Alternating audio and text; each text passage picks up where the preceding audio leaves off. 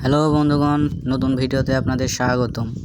আজকে আপনাদের নতুন একটা জিনিস রান্না করা দেখাবো। কিভাবে রান্না করতে হয় দেখেন।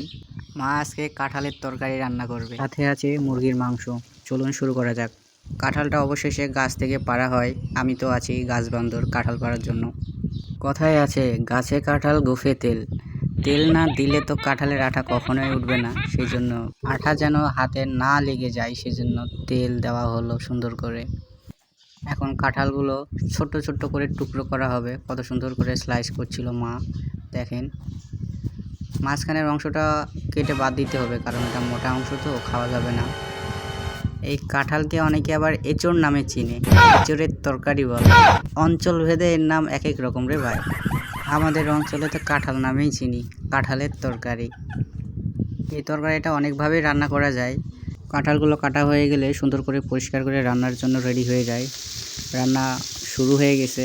মা সুন্দর করে রান্না করছিল, আমি সুন্দর করে দেখছিলাম আর ঘ্রাণ নিচ্ছিলাম। কি স্বাদ! আপনি আপনার পছন্দ মতো করে রান্না করতে পারেন। এটা যেমন করেই রান্না করেন, স্বাদ কিন্তু মারাত্মক। এত সুন্দর দেখতে হয়েছে আর এত সুন্দর ঘ্রাণ উঠছিল যে আমি আর থামতে পারলাম না, খাওয়ার জন্য উঠাই নিলাম। দেখতে কি সুন্দর, স্বাদও মারাত্মক। মুখে না দিলে কখনো স্বাদ বোঝা যায় না ভাই। কাঁঠালের রান্না শেষ, এখন মুরগির পালা। মুরগিরা সুন্দর করে কাটাই বাছাই করে রেডি করে ফেললাম আমি। মুরগি কে কে খান হাত তুলেন, অবশ্যই কমেন্টে জানাই যাবেন কে কে মুরগি পছন্দ করেন।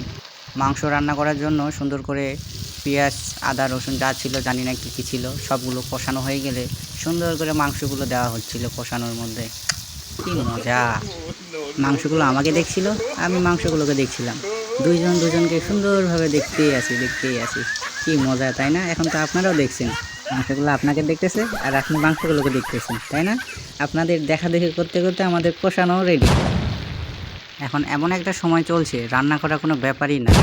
পেট থেকে বের হয়ে আপনি ইউটিউব, ফেসবুক যেখান থেকে ইচ্ছে ভিডিও দেখে রান্না শুরু করে দিতে পারবেন। রান্না করা সহজ, কিন্তু রান্নার স্বাদ নিয়ে আসা খুব কঠিন রে ভাই। রান্নার স্বাদ তো শুধু মায়ের হাতের রান্নাতেই পাওয়া যায়। যাদের বউ আছে, বউয়ের হাতের রান্না ভালো রে ভাই, বউয়েরাও পারে ভালো। এখন আবার মাদের নিয়ে বেশি বলাও যাবে না, ঘরের বউরাও পারে, সেটাও বলতে হবে ভাই। আপনারা তো জানেনই আমি কষানি ভক্ত, তো আমার জন্য তো কষানি থাকবেই, এটাই তো রুটিন। কালার কি মাথা খারাপ, কেউ আবার নজর দিয়েন না রে ভাই মাংসর মধ্যে, নাহলে আবার পেটের মধ্যে ঝামেলা হয়ে গেলে আপনাদেরই দোষ দেবনি, বুঝতে পারছেন? ভিডিওটি কেমন লাগলো অবশ্যই জানিয়ে যাবেন, সুন্দর করে কমেন্টটা করে যায়।